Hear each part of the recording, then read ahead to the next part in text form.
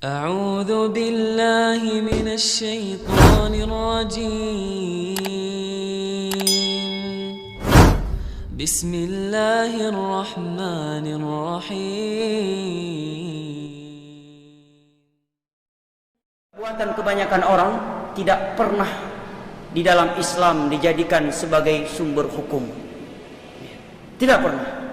Bahkan kalau kita membuka ayat-ayat Al-Quranul Karim, kebanyakan itu seringkali Allah ikat dengan kebatilan. Allah identikkan dengan kesesatan. Apa diantaranya? Firman Allah dalam surat Al-An'am, wa in tuti' aktsara man fil ardi yudhilluka an sabilillah. Kalau engkau mengikuti bagaimana mayoritas orang di dunia, yudhilluka an sabilillah, niscaya mereka akan menyesatkan engkau dari jalan Allah. Ayat suci Al-Quran, surat Al-An'am. Kedua, ayat suci Al-Quran dalam surat Al-Anbiya. Allah berfirman, walakinna aktsarahum la ya'lamuna al-haqq fahum mu'ridun. Akan tetapi kebanyakan manusia itu tidak tahu kebenaran yang datang dari Al-Quran dan As-Sunnah dengan pemahaman para salaf, sehingga mereka berpaling darinya. Tiga, firman Allah dalam surat Az-Zukhruf, walakinna aktsarakum lil haqqi karihun. Tetapi mayoritas kalian wahai manusia itu tidak suka kepada kebenaran.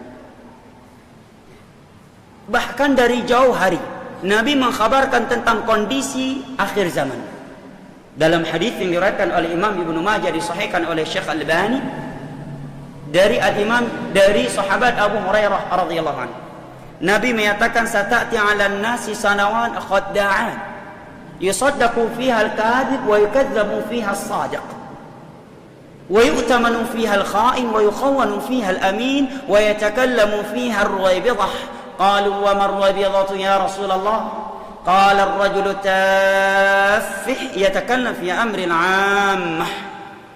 Nabi menyatakan akan datang sebuah masa kepada manusia yang penuh dengan pemutarbalikan fakta.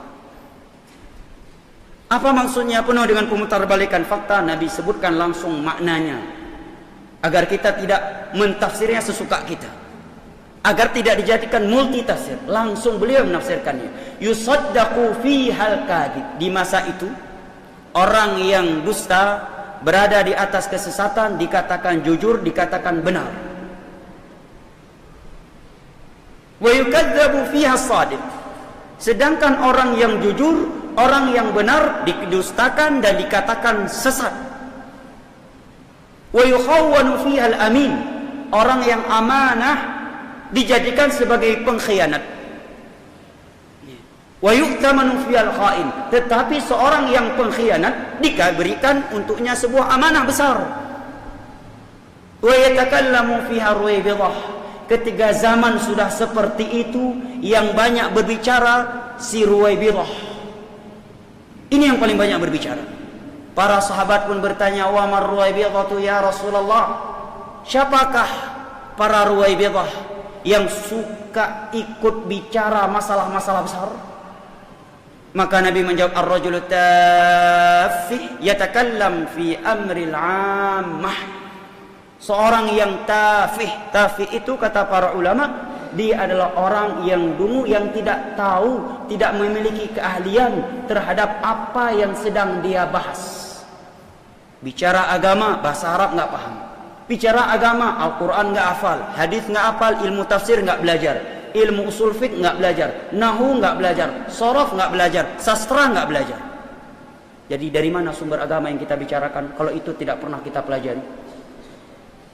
Maka kata Nabi, ketika masa seperti itu, si Ruwaybidah paling banyak bicara.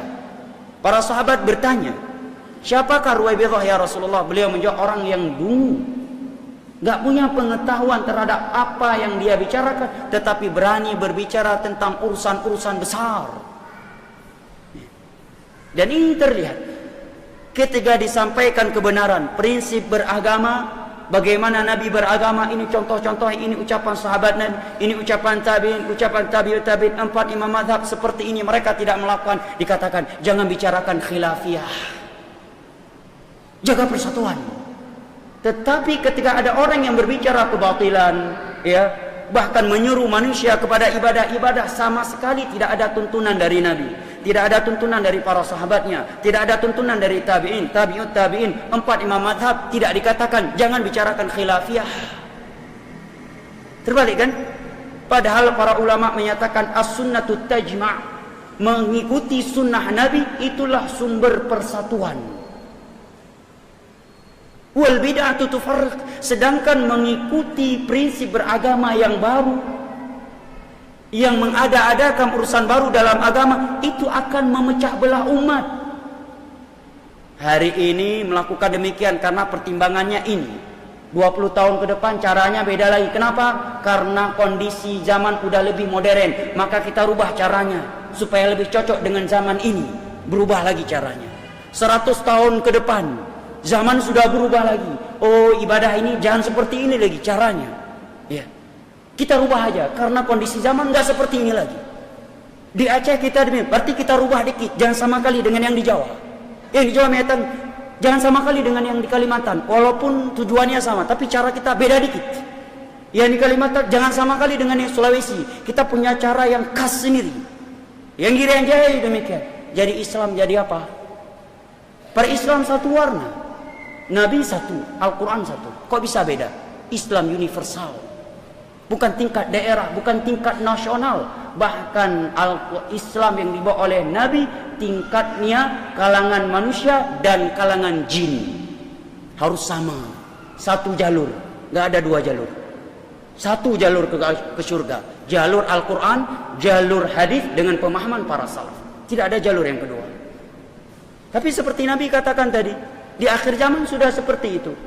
Dibawakan hadis-hadis Nabi yang menyebutkan bahayanya mengada-adakan perkara baru dalam urusan agama beliau, disampaikan sebagai bentuk kasih sayang kepada umat. Jangan sampai mereka nanti tidak bisa masuk ke dalam telaga Nabi. Malah dikatakan jaga persatuan, jangan bicara khilafiyah.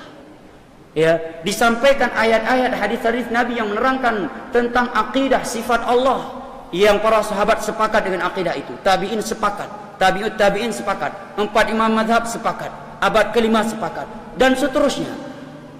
Malah dikatakan ini khilafiyah. Tapi yang menyampaikan akidah, menyatakan sifat Allah demikian dan demikian yang bertentangan dengan 7 ayat dalam Al-Quran, bertentangan dengan hadis-hadis Nabi, bertentangan dengan kesepakatan ulama salaf, tidak dikatakan dia berbicara khilafiyah. Ini namanya zaman sudah terbalik. Tepatnya bukan masa yang sudah terbalik, karena dari dulu langit masih di atas dan tanah masih di bawah. Tetapi mindset sebagian orang yang sudah terbalik, membicarakan kebenaran dikatakan berbicara khilafiyah, dan dikatakan sebagai sumber perpecahan. Tetapi berbicara sesuka penceramah, menyampaikan sesukanya, ya, menyesatkan sana, menyesatkan sini, berbicara, menyampaikan hadis-hadis palsu, tidak ada yang mengingkarinya. Inilah tanda akhir zaman. Dan apa yang beliau sabdakan memang benar ada.